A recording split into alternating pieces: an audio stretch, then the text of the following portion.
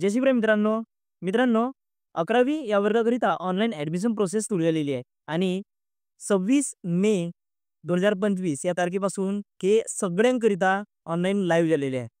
याच्या माध्यमातून तुम्हाला 11वीत जर ॲडमिशन घ्यायची आहे, तर सर्वप्रथम ऑनलाईन रजिस्ट्रेशन करायचं आहे. त्याच्यानंतर तुमचे जे काही कॅप राउंड आहे, त्या कॅप राउंडमध्ये सिलेक्शन होईल आणि सिलेक्शनच्या माध्यमातूनच तुम्ही त्या कॉलेजकरिता आपले रजिस्ट्रेशन म्हणजे आपले ॲडमिशन करू शकता.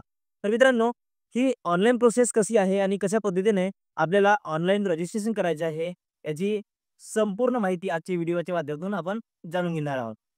तर त्याकरिता सर्वप्रथम मित्रांनो, आपल्याला कोणतंही ब्राउझर ओपन करायचं आहे आणि माझ्या या व्हिडिओच्या डिस्क्रिप्शनमध्ये एक लिंक दिलेली आहे. तसेच पिन कमेंटमध्ये सुद्धा ही लिंक पेस्ट केलेली आहे. तिथून ही लिंक तुम्ही ओपन करा आणि त्यानंतर मित्रांनो, तुम्ही बघू शकता अशा प्रकारचं होम पेज आपल्यासमोर ओपन होईल.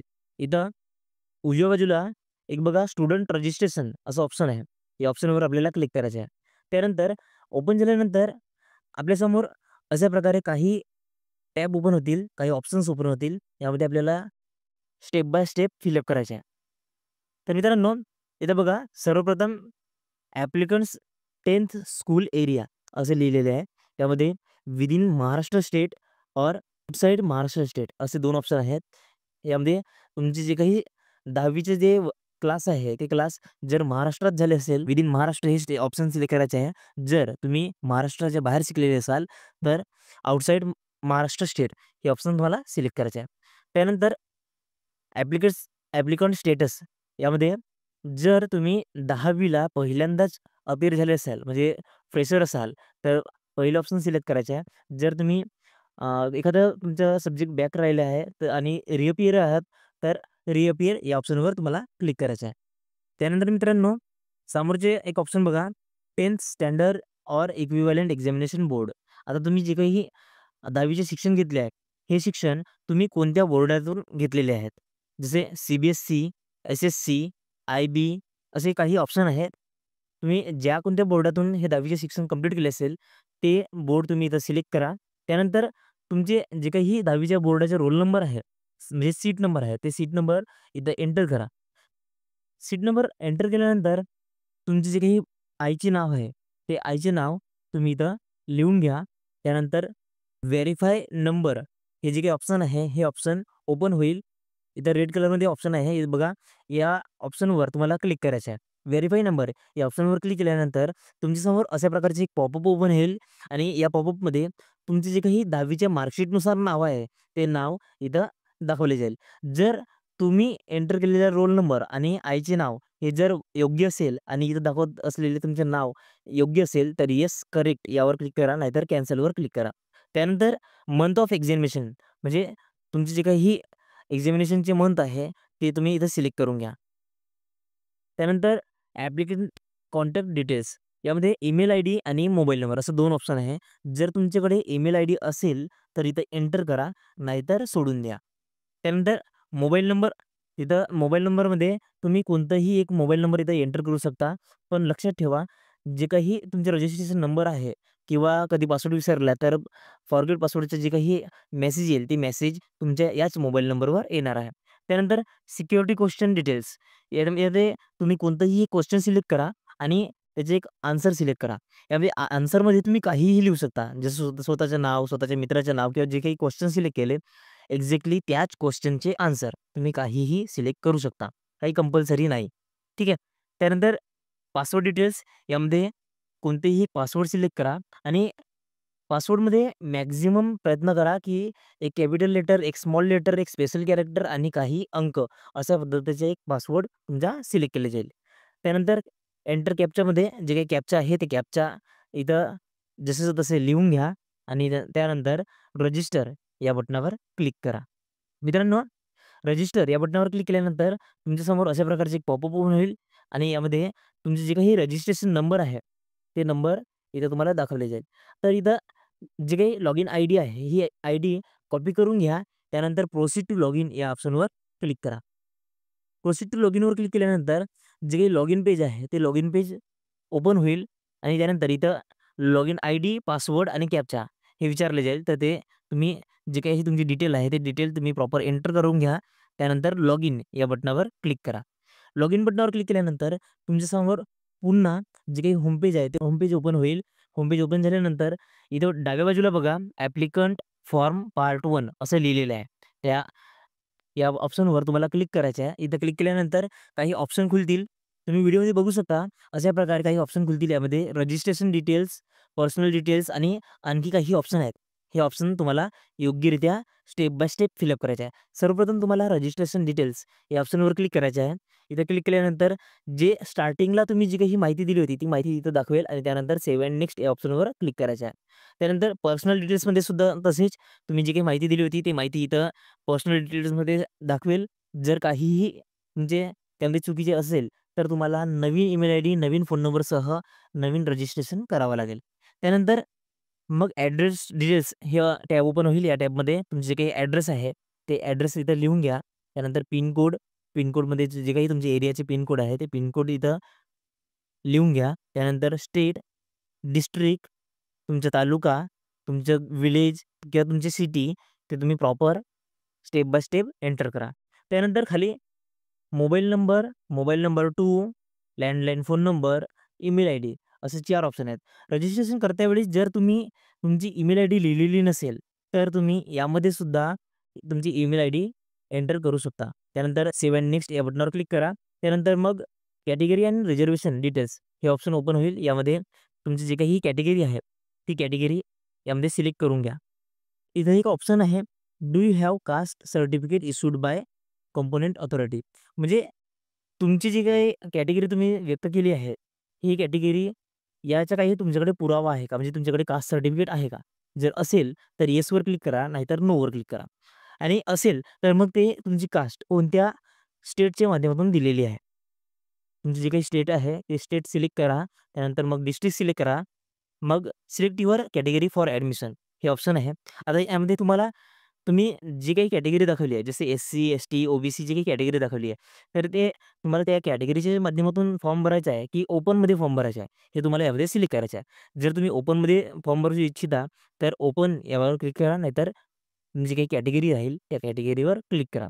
त्यानंतर काही ऑप्शन आहेत, does applicant belong to handicap म्हणजे तुमच्याकडे जर दिव्यांग प्रमाणपत्र असेल, तर येसवर क्लिक करा, नसेल तर नो. त्यानंतर does applicant belong to earthquake or project affected जर तुम्ही एखाद्या भूकंपग्रस्त भागामध्ये राहत असाल, तर तुमच्याकडे त्याचा प्रमाणपत्र असावा. तो प्रमाणपत्र तुमच्याकडे जर असेल, तर येसवर क्लिक करा, नाहीतर नोवर. त्यानंतर मग has applicant parent been transferred to online process जर असेल, तर येस करा, नाहीतर नो. त्यानंतर नेक्स्ट जे काही असे ऑप्शन आहेत, असे ऑप्शन तुम्ही सगळे ऑप्शन व्यवस्थित वाचून घ्या आणि त्यामध्ये जे काही उत्तर आहे, ते उत्तर प्रॉपर सिलेक्ट करा. जसं येस ऑर नो. हे सर्व सिलेक्ट झाल्यानंतर तुम्ही सेव्ह अँड नेक्स्ट या बटनावर क्लिक करा. त्यावर क्लिक केल्यानंतर 10th स्टँडर्ड एक्झामिनेशन डिटेल्स हे ऑटोमॅटिक फिलअप राहील. यामध्ये तुम्हाला काहीही करायचं नाही आहे. त्यानंतर मग सेव्ह अँड नेक्स्ट या बटनावर क्लिक करा. मग नंतर जे काही डॉक्युमेंटचे विंडो आहेत, हे विंडो तुमच्यासमोर ओपन होईल. यामध्ये तुम्हाला एक-एक करून तुमचे जे काही डॉक्युमेंट आहे, ते डॉक्युमेंट अपलोड करायचे आहेत.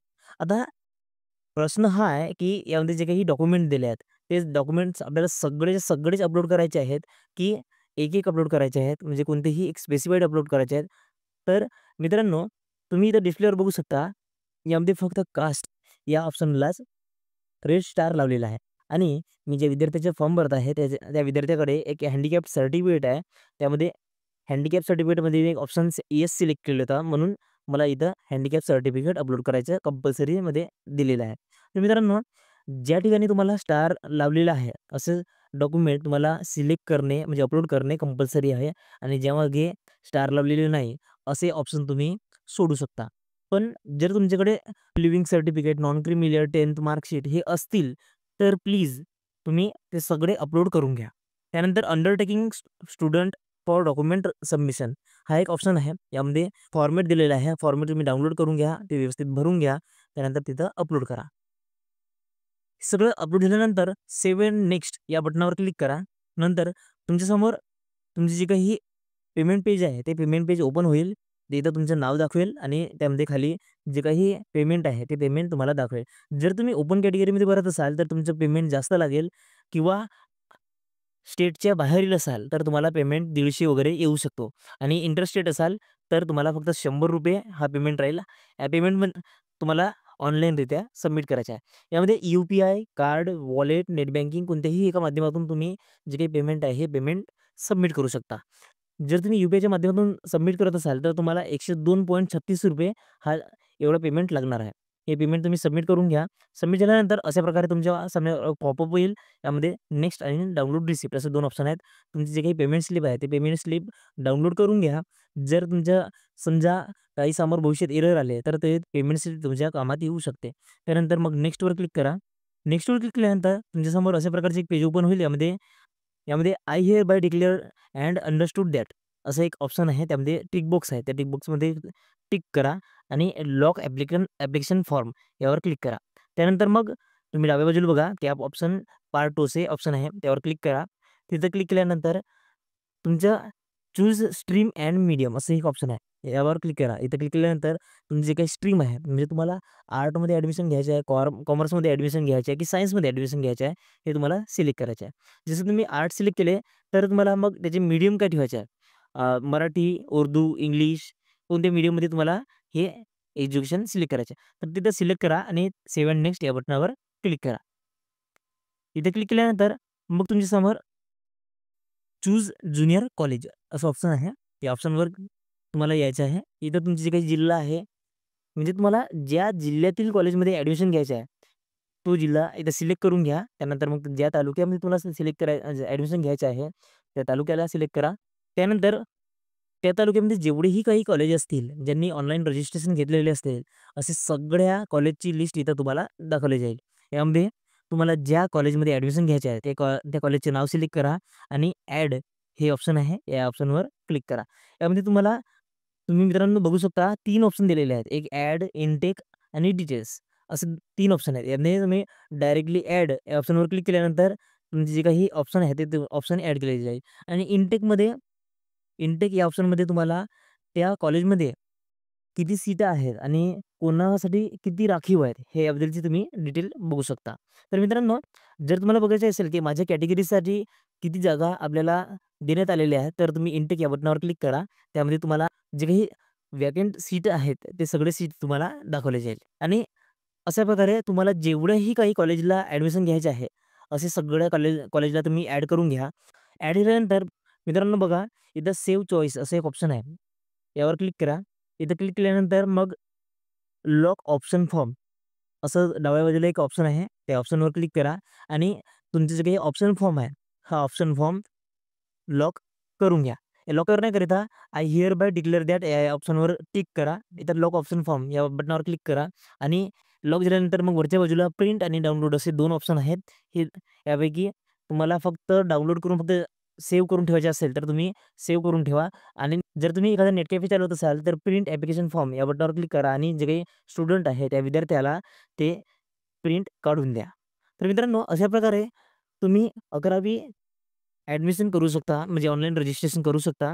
तर मित्रांनो, आजचा हा व्हिडिओ तुम्हाला आवडला असेल, आजची माहिती जर तुम्हाला कामाची वाटली असेल, महत्त्वाची वाटली असेल, तर नक्कीच व्हिडिओला लाईक करा, चॅनलला सबस्क्राईब करा.